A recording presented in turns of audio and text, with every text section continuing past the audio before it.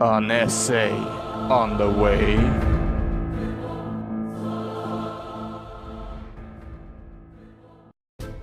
Welcome back to my channel. I'm the Amastorian, and to the 8th part of this essay. Grand if you have managed to get through it all, and let's get to it. The past, the present, and the future.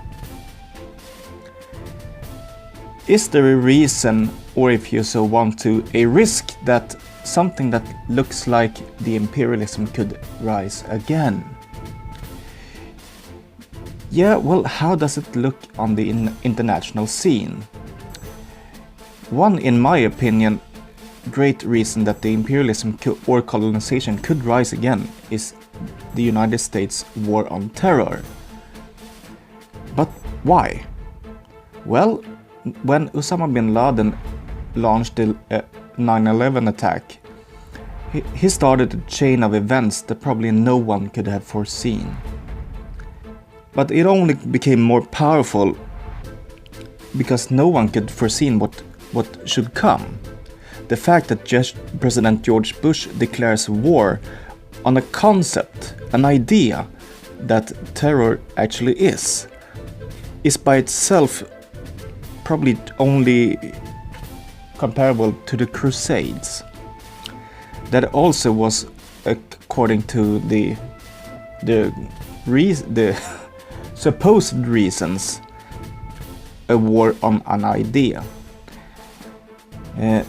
So his answer to invade Afghanistan in the hunt on Al-Qaeda, an organization that USA, in form of the CIA, had in fact trained to guerrilla soldiers and armed with weapons to fight against the Soviet Union. But the expression, "the enemy's enemy is my friend," has always been quite true. When one fight against a pretty vague idea, it's very easy to throw in other persons in the same idea and mark them as such. Look at what happened during the witch process. Hundreds and thousands of people lost their lives without any real cause, except fear, envy, and so on. Therefore, probably a lot of people have lost their freedom and the lives and limbs for no real reason. But Bush went further still and declared war on Iraq too. A war that probably is gonna end up with a bloody civil war because of inner strife between the Shiite Muslims and the Sunni Muslims and the Kurds. This Saddam Hussein prohibited, and now it's the USA occupations. But as soon as USA withdraws, that war is probably gonna come. During the time the USA is occupating, they're trying to enlighten the people about the democracy and so on, meaning they're trying to make a subjugated state. So what elements do we have here that could create an empire? 1. Structures. The military power balance is leaning heavily in the USA's advantage. 2. Resources. Even here, advantage USA. 3. Ideology. A war on terror. 4. Actors. Bush, Osama bin Laden, and so on. 5. Will. USA and the Western world is immensely afraid of more terror crimes, which has made them willing to go to the extreme about what they are willing to do to protect themselves. So, are we on our way to a new empire? Well, the future is gonna have to show us that. Evaluations.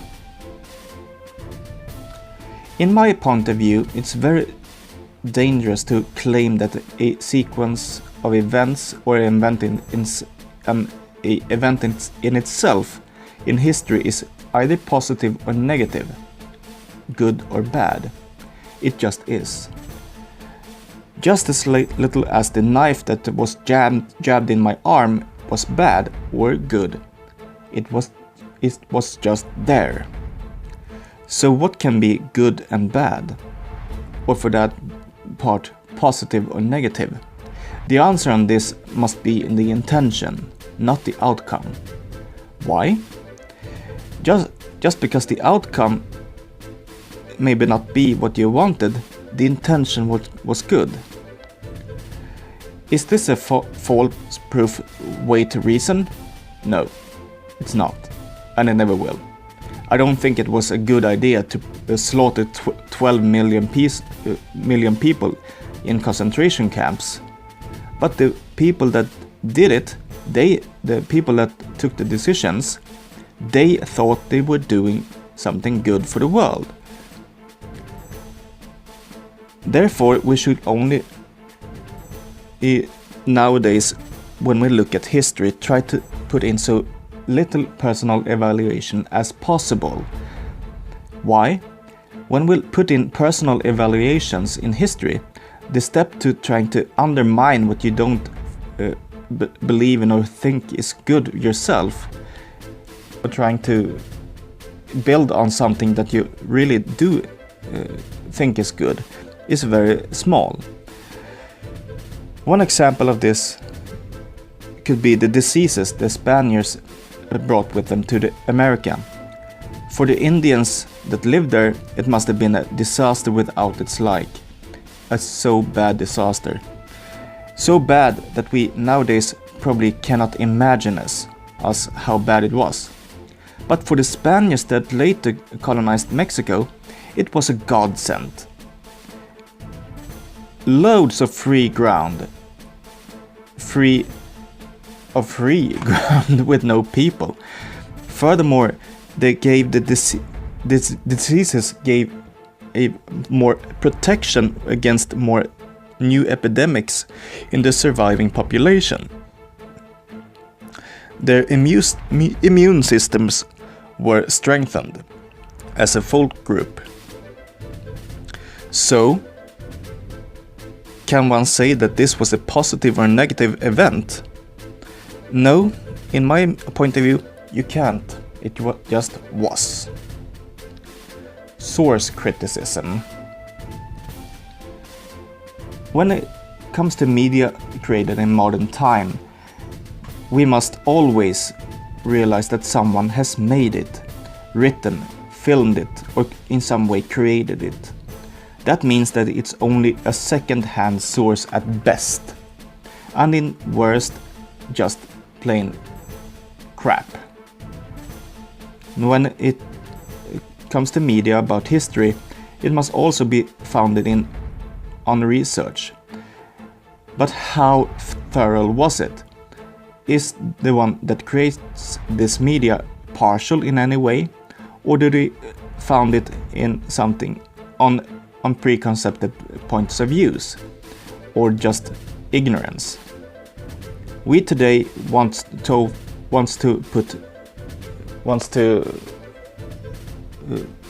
say that just because it's a scientist or professor, it gotta be true. That has done this.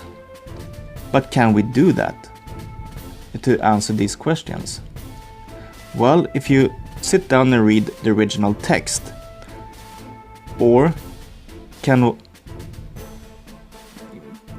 you as a layman, without being an employee at a university and so on? No. Very often it's difficult to get a hold of most old texts or objects, as they are in a museum. And we as laymen are therefore banned from them. The only media we as laymen has access to are books and documentaries made in modern time. The Art of War of Sun Tzu. Why have I chosen to quote that here? Simple. It's one of if not the oldest handbook for military strategy in the world. But still it's studied still today by high officers around the world. And it has proven time and time again that the commander that follows Sun Tzu's advices are victorious, and the one who doesn't loses. During the Second World War, Hitler and the Germans followed Sun Tzu's advices and prevailed. When they started to go bad for them, he didn't follow Sun Tzu's advices and lost. The example I have in my hand is a Swedish translation by Nigel Crothan. What does that mean? Well, it means that Sun Tzu wrote his book 500 before Christ.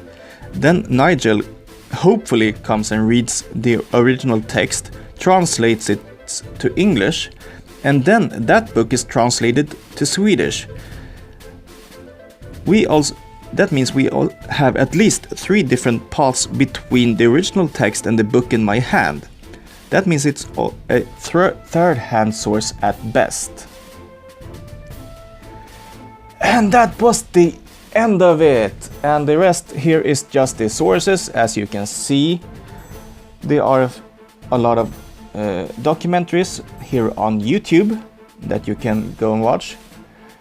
And the book Sun Tzu and some other internet sources. And here are my grades on this essay from the teachers. So as you can see, they graded a lot of different pieces of the grade, and if you really want to, you can, I guess you can translate it yourself and have a look at it. It's a lot of it, but I'm gonna translate it just a little bit, and I say I gotta be next highest, but that might be a bit generous to myself, since they don't actually give you a grade, just one letter grade on the whole thing. Some grades I had top marks, some grades I didn't have top marks, so B. Okay, B. That's my point of view to conclude that matrix on the grade matrix, but is it really? No. You're supposed to get the lowest degree on the overall degree will be the lowest of all of the partial degrees. So that means this would be failed completely, since I had to explain to the teacher that one of my sources was an internet source, and he didn't understand that, so he failed me on my sources, as you can see.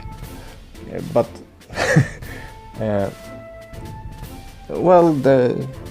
but it worked out. He accepted it, but he didn't change the matrix, the bastard.